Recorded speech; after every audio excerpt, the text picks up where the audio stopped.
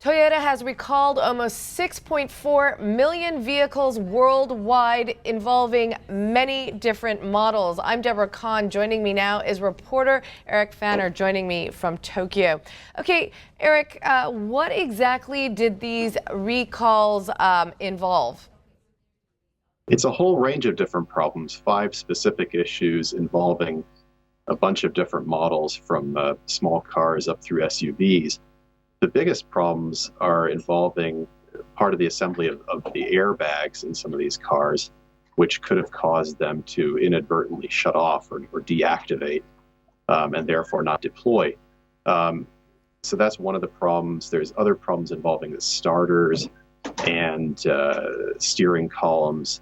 And one of the other ones involving quite a large number of cars was actually the rails on the seats, underneath the seats, that keep them in line. So when you slide the seat forward and back, there were some problems keeping those in place. Okay, and the company had issued a statement saying that no death or injuries were directly related to these recalls. So how is the company, is it just being more cautious, and is it changing its approach to how it deals with recalls? Well, that's quite possible. One thing a lot of people will remember, of course, is back in 2009, 2010, Toyota had some big problems with unanticipated or sudden acceleration in a lot of its vehicles. There were a whole series of recalls associated with that problem, which they've finally agreed to a settlement just this year to resolve that issue. And there were a lot of allegations at the time that Toyota was being a bit slower in responding to that problem than it should have been. So since then, there have been some other recalls, big recalls in some cases. Most recently, there was one involving the Prius.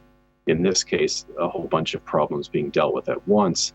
So you could perhaps conclude that they're trying to be more proactive and hit these things out front before they sort of fester.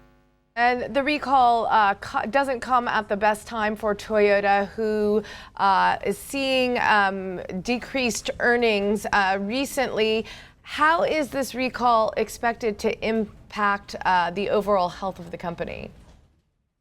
Well, in the immediate term, there was a small impact on the share price today.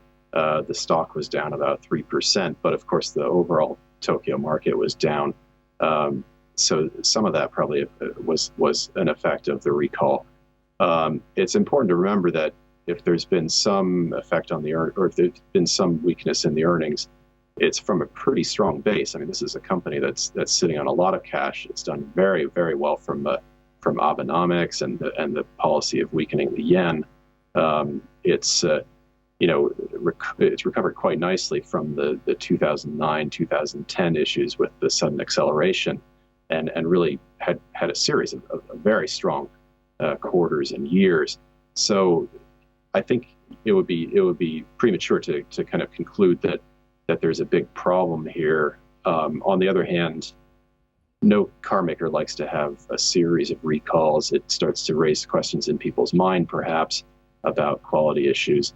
So, this is one of those things that keeps the kind of nagging doubt there, perhaps, even if there's not necessarily going to be a huge effect on earnings. Okay, thanks very much, Eric Pfanner, joining us from Tokyo.